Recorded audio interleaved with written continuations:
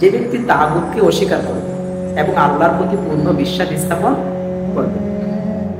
এবং অন্য জায়গায় আল্লাহ রাব্বুল আলামিন বলেন, ওয়ালাকাদ বাআসনা ফি কুল্লি উম্মাতিন রাসূলান, যে আমি প্রত্যেক জাতির কাছে রাসূল পাঠিয়েছি।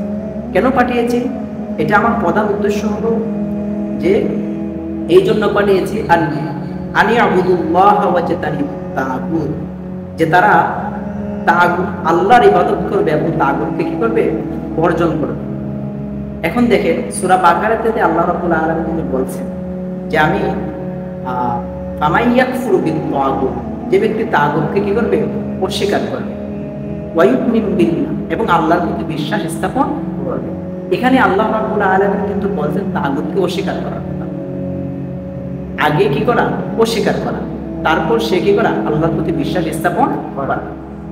একজন হিন্দু সে যদি ইসলাম ধর্ম গ্রহণ করে, আগে তাকে কি করতে হবে? তার যে মতবাদ আছে, তার যে বিশ্বাস আছে, এটাকে কি করতে হবে? বর্জন করতে হবে। তারপর ইসলামের বিষয়গুলো কি করবে? বিশ্বাস স্থাপন করবে। একজন ইহুদি সে যদি ইসলাম ধর্ম গ্রহণ করে, তার যে ইহুদি মতবাদ আছে, এটাকে কি করতে হবে?